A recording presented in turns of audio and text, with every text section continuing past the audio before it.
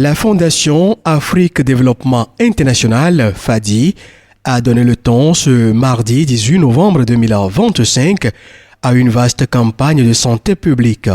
Objectif, mobiliser les médias et les communicateurs contre un adversaire silencieux mais redoutable, la résistance aux antimicrobiens. La résistance aux antimicrobiens, comme le mot le dit étymologiquement, c'est la résistance des micro-organismes à l'action des médicaments antimicrobiens. Et sous le vocable de médicaments antimicrobiens, il faut voir les antiparasitaires, les antibactériens, les antiviraux. Mais la question est préoccupante avec les antibiotiques qui sont antibactériens. C'est le vrai problème qu'on a et il s'agit d'une question toute simple.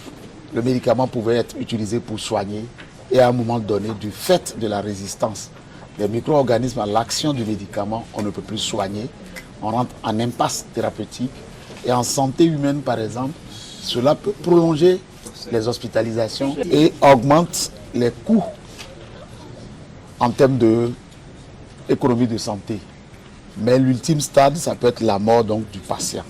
En santé animale, on utilise ces antimicrobiens pour augmenter la rentabilité en termes de productivité, mais lorsqu'il y a une bactérie multirésistante au sein du cheptel du bétail, ça peut être alors des pertes économiques pour l'éleveur. Et comme corollaire, c'est la diminution, je dirais, de l'approvisionnement en viande, en poisson, ainsi de suite. Dans l'ambiance de la Semaine mondiale de sensibilisation, un message clair s'impose. Antibiotique n'est pas automatique.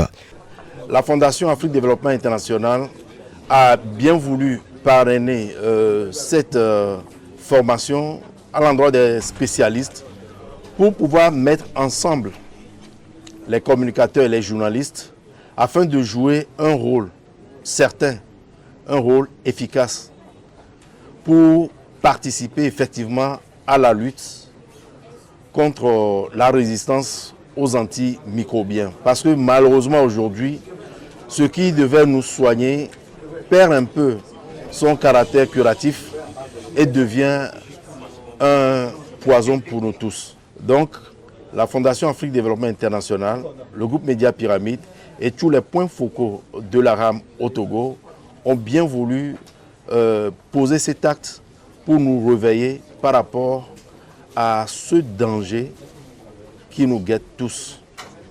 Nous sommes malades, nous prenons des produits, nous ne demandons des fois pas l'avis du médecin ou bien du spécialiste. On est dans l'automédication ou parce que quelqu'un l'a utilisé, on l'utilise, surtout les antibiotiques, et on nous a fait retenir une phrase, antibiotique n'est pas automatique. Tout au long de la semaine, du 18 au 24 novembre, la mobilisation continue. Rencontres scientifiques, émissions radio-télévisées, des actions de terrain. La lutte est lancée et l'engagement est total pour protéger la santé des populations.